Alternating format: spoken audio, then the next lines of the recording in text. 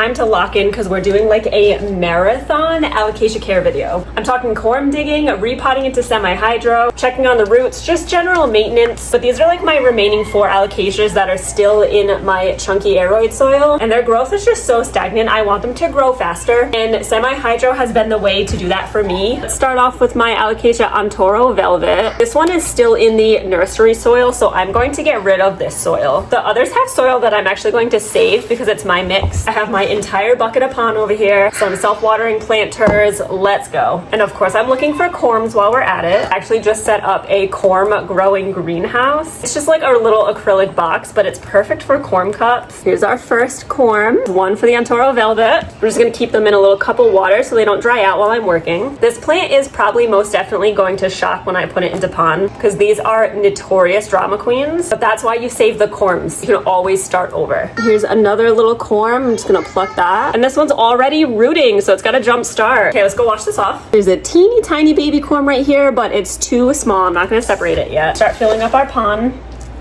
Oh, and I'm also trying this for the first time. It's the granular beneficial fungi, specifically to help with transplant shock. I'm just gonna sprinkle a tiny amount where the roots are gonna go. It's supposed to touch the roots.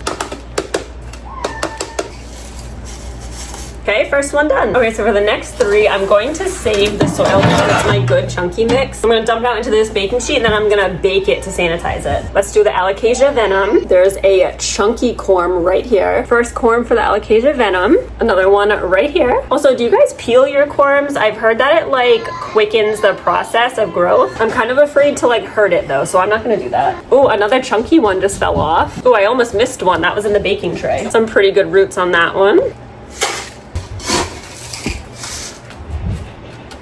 Pond has been such a lifesaver for my alocasias. I used to kill every single alocasia I had until I started using pond and putting them in semi-hydro. My crooked Alocasia Cuprea. Corm number 1 for that one. There's another one sticking right out here. We've hit the corm jackpot. I'll take these 2 big ones. I'm gonna try to leave that baby one on there. It's too small. Oh, and another one just fell out into the baking tray that I almost missed. Can you imagine even after baking all this soil, I reuse it and I just have baby alocasias sprouting up everywhere? Oh no, the baby one fell off. Okay, we'll try to plant this one. Okay, this one's going into a bit of a different pot because I found this one with the built-in trellis so that it can actually stand up straight.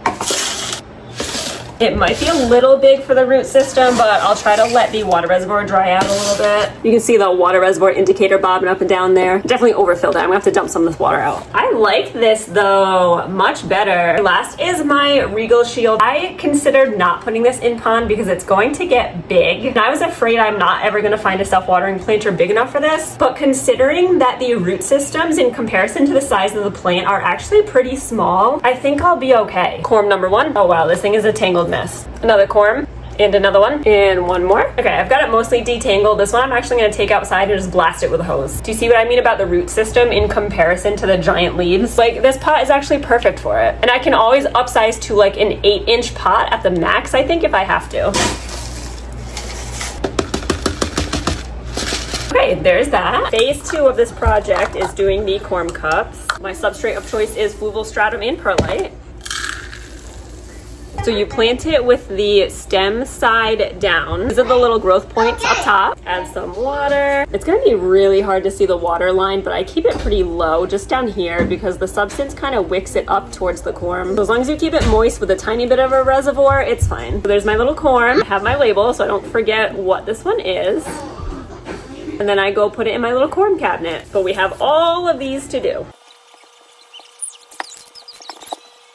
That little baby corm, I'm just gonna put it in with one of the bigger corms. I'm not sure it's gonna even sprout. Okay, all done. And if you're wondering what a corm cabinet looks like, let me show you. This is my little corm greenhouse. It came with these little shelves and everything, and it fits a whole bunch of these little corm cups. And it stays pretty humid. I don't think it's airtight necessarily. So now I just have to make sure I keep the water reservoirs topped off, and now we wait. Thanks for hanging out with me and doing plant chores and redoing all of my alocasias.